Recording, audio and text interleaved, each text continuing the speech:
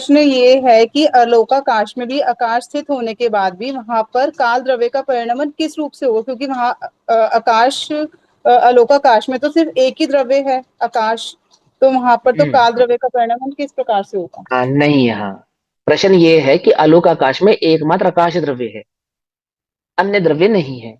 और आप कहते हैं कि आलोक आकाश में भी द्रव्य गुण पर्याय भाव से उस आकाश का परिणमन होता है। तो वहां जो पर्याय का परिणमन होता है वो किस आधार से होता है, क्योंकि वहां पर काल द्रव्य नहीं है, ये प्रश्न है आपका। अन्य द्रव्य तो नहीं है, चलो ठीक है, एक आकाश द्रव्य है। क्योंकि वहां परिणमन होता है तो हमें ऐसा लगता है कि वहां पर काल द्रव्य भी होना चाहिए, ये प्रश्न है आपका।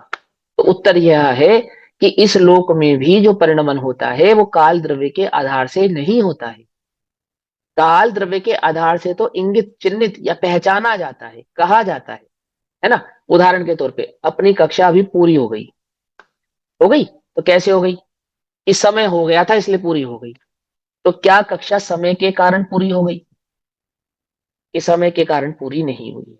पूरी क्यों हुई है, क्योंकि वो पूरी होने का जो अनुबंध हम करके बैठे थे वो समय के आधार से करके बैठे थे, इसलिए उतना समय हो जाने पर हमने कक्षा को छोड़ दिया। हमने अपनी योग्यता से छोड़ा है, आपने अपनी योग्यता से छोड़ा है, लेकिन कहा क्या जाएगा कि समय हो गया था इसलिए कक्षा पूरी हो गई। तो लोक में जो पर्यायों का परिणमन है वो काल से समझाया जाता है, ना कि काल के कारण उनका परिणमन होता है। सभी द्रव्यों का परिणमन अपने अपने आधार से ही होता है, पर्याय का परिणमन अर्थात वो काल द्रव्य नहीं है। ऐसे ही आलोक आकाश में आकाश का जो परिणमन है, पर्याय है, वो काल के आधार से परिणमित होना नहीं है। ये बात और है कि हम पर्यायों को समयों के आधार से काउंट करेंगे, एक समय, दो समय, तीन समय, भूतकाल, वर्तमान काल, भविष्य काल। तो ये समझाने की अपेक्षा है, होने की अपेक्षा नहीं है। समय, क्लास पूरी हो गई, क्यों, क्योंकि समय पूरा हो गया। लेकिन समय के पूरे होने से क्लास के पूरे होने का कोई लेना देना नहीं, है ना। उठ जाओ भैया, क्यों उठ जाओ, कि समय पूरा हो गया, कब तक सोते रहोगे। तो बोलो भैया, नींद टाइम के हिसाब से आती है क्या, टाइम के हिसाब से तो नहीं आती है। लेकिन सोने को जगत में उठने को, सोने को टाइम से मापते हैं। कब तक सोओगे, समय हो गया, समय हो गया मतलब क्या, कि उठने का समय हो गया। तो समय हो गया है इसलिए उठना है, या हमने उठने को उतने समय के लिए निश्चित किया इसलिए उठना है। जो लोग रात की ड्यूटी करते हैं उनका उठने का समय रात हो जाता है, जो दिन की ड्यूटी करते हैं उनका उठने का समय दिन हो जाता है। और फिर इतवार को उठने का क्या समय है, छुट्टी वाले दिन, कि उस दिन कोई समय नहीं है। तो समयों से उठा या सोया या जागा नहीं जाता है, लेकिन उठने, सोने, जागने के समय के आधार से उसको इंगित, पहचानते हैं। ऐसे ही शास्त्रों में द्रव्य गुण पर्याय में जो पर्याय का लक्षण समझाया गया वो समयों के आधार से समझाया गया, लेकिन वो काल द्रव्य के कारण परिणमन हो रहा है ऐसा नहीं है। आई बस समझ तो में। भैया, अब हाँ, ये आप, पॉइंट हाँ क्लियर हुआ। तो वहाँ के हाँ, आकाश, जहाँ अलोकाकाश है वहाँ आकाश द्रव्य स्थित है, तो वहां पर भी, वहां पर क्या एक एक समय का परिणमन ऐसे ही हो रहा होगा जैसे बिल्कुल यहाँ पे बिल्कुल ऐसे ही हो रहा होगा। बिल्कुल, लेके पर्याय एक समय की ही होती है, पर्याय को मापने की इकाई है, समय पर्याय को मापने की इकाई है। हम्म। मापने के कारण, समय के कारण पर्याय का परिणमन एक समय का नहीं होता। पर्याय नहीं, का ठीक है। परिणमन मापा समयों से जाता है तो उसको एक समय का कहा जाता है। क्योंकि काल द्रव्य में एक समय सबसे छोटी इकाई है इसलिए पर्याय एक समय की होती है। यदि काल द्रव्य के परिणमन में समय से छोटी कोई इकाई होती तो पर्यायों का परिणमन उस इकाई से मापा जाता। समझना ध्यान से, वहां तो पर्यायों की फ्रीक्वेंसी को मापने के लिए काल द्रव्य का सहारा लिया है, और उस काल द्रव्य की स्वभावता ही, स्वाभाविक भाव से ही। वास्तव में तो काल को पर्याय के परिणमन से मापा गया है, ना कि काल के परिणमन से पर्याय को। क्या कहा, वास्तविक बात तो यह है कि पर्याय के परिणमन को पर्याय के आधार से काल की गणना हुई है, ना कि काल की गणना के आधार से पर्याय की गणना हुई है। समझे। पर्याय का परिणमन सबसे छोटा परिणमन है, बोले कितना छोटा परिणमन है, तो फिर वो समझाए कि इस परिणमन को एक एक समय। समय कहेंगे। तो एक समय काल का सबसे छोटा परिणमन माना गया, किसके आधार से, समय के आधार से पर्याय नहीं, पर्याय के आधार से समय, ऐसा माना गया। ऐसा केवली वचन है, केवलियों के द्वारा ज्ञान में ऐसा जाना गया है। समझे ऐसा। हाँ भैया, मोहित भैया क्या पूछ रहे हैं आप। ना काल के भी दो होते हैं ना, निश्चय काल और व्यवहार काल। तो जब हम बात करते हैं काल की अपेक्षा कि काल का, काल जो है परिणमन में निमित्त है, या काल एक समय, दो समय, आवली वगैरह, तो ये सब व्यवहार काल में शामिल हो गए। और जब हाँ पर्याय हाँ। का परिणमन हुआ तो जितने समय में परिणमन हुआ पर्याय का, एक समय का, हम्म तो या जितने भी समय में, तो उसको हमने काल बोल दिया कि वो काल उसमें निमित्त है, तो वो हम्म। निश्चय। हाँ, अब देखो, अब इसमें थोड़ा सा मैं अमेंडमेंट करता हूँ, छोटा लेकिन सा। यहाँ पे भैया ने दूसरा पॉइंट रखा है ना, भैया ने यहाँ हाँ मैं बता पर्याय रहा का हूँ, हाँ परिणमन बतला रहा हूँ, बताया हाँ काल बता की रहा हूँ, अपेक्षा। वही बता रहा हूँ, वही बता रहा हूँ। छोटा सा, इसमें छोटा सा अमेंडमेंट है। निश्चय काल अर्थात काल द्रव्य, बस, और कुछ नहीं। और उस काल द्रव्य के परिणमन की जितनी भी इकाइयां लगाओगे वो सब व्यवहार है। निश्चय काल का मतलब क्या है? एक काल नामक द्रव्य है जो इस लोक में उपस्थित है, बस खत्म हो गई बात। इसको निश्चय काल कहते हैं। काल है, काल का अस्तित्व है, उस अस्तित्व की स्वीकृति का नाम वहां पे निश्चय काल है। ठीक। और काल द्रव्य क्या करता है? कि काल द्रव्य कुछ नहीं करता है, हम काल द्रव्य के निमित्त से पर्याय के परिणमनों को मापते हैं। धर्म द्रव्य क्या करता है? कि धर्म द्रव्य कुछ नहीं करता है, धर्म जीव और पुद्गल द्रव्य गमन करने रूप होने पर धर्म द्रव्य का उसमें निमित्त है। ऐसे ही पर्याय का परिणमन तो अपने स्वभाव से ही होता है, काल द्रव्य से तो मापा जाता है, काल द्रव्य के कारण वो परिणमन होता नहीं है। पर्याय को एक समय का कहना व्यवहार है।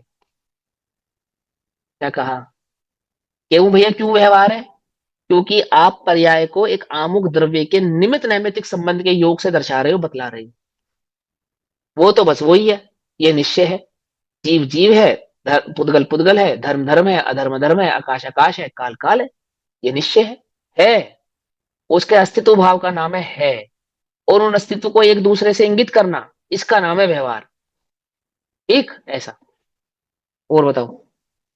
एक और प्रश्न था भैया, कल डाला भी था कि आगम और नो आगम में क्या अंतर है, और कायदे में तो नो आगम क्या होता है उसका थोड़ा सा डिफाइन करो। हाँ देखो, बहुत सिंपल सी बात है, आगम और नो आगम में एक अपेक्षा नहीं है।